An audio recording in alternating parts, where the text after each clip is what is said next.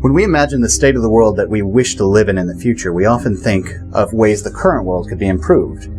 For example, cars that can drive themselves or fly, or perhaps the ability to download knowledge directly into our brains. And while these are all highly visible and ambitious goals for the future, advancement usually comes in much smaller forms. Forms that we might not see if we're not looking for them, and forms that we probably can't see even if we are.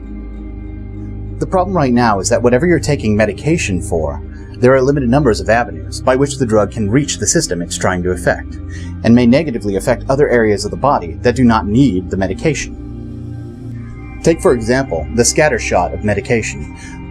It is not unheard of that a patient feels worse after treatment than they did before. When medication does reach the area of the body it's trying to affect, sometimes the body's immune system sees the drug as an invader and tries to attack it, thinking that it's doing the body a favor. Scientists have been researching ways to improve drug delivery efficiency for years, and one of the most promising solutions may lie in nanotechnology. The term nano is a prefix used to mean 1 billionth. Therefore, when we talk about nanotechnology, we're talking about technology that is 1 billionth of a meter. In other words, not too much bigger than an individual atom. Although there are several different avenues by which this can be accomplished, such as magnetic or polymer nanoparticles, I want to specifically talk about ceramic, specifically ceramic nanoparticles coating the drug in question. Due to their super small size, they have different properties than they would otherwise. This enables them to move much more freely throughout the body and interact more efficiently with proteins, lipids, and other carbohydrates. Their size also allows for quicker uptake and entry into the body compared to other drugs, which are often limited by their larger size. The ceramic nanoparticle can be constructed in a way that encapsulates a drug or enzyme.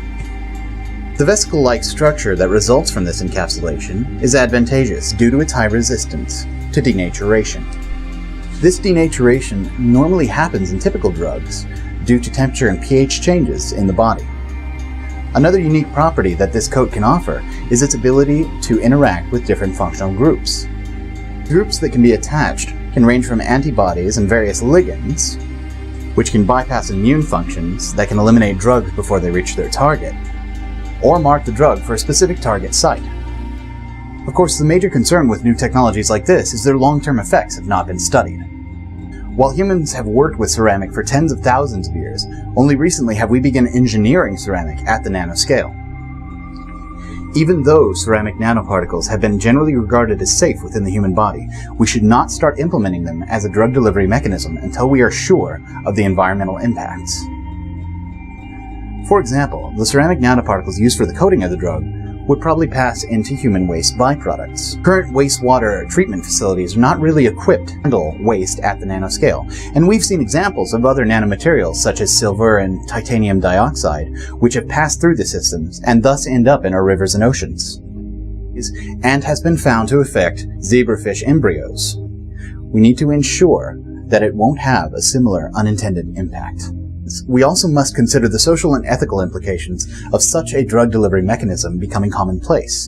Due to the costs currently involved with the manufacturing, only the wealthy would initially have access to the more effective drug delivery mechanisms, unless it could be covered under insurance, and even then the copays would probably be exorbitant.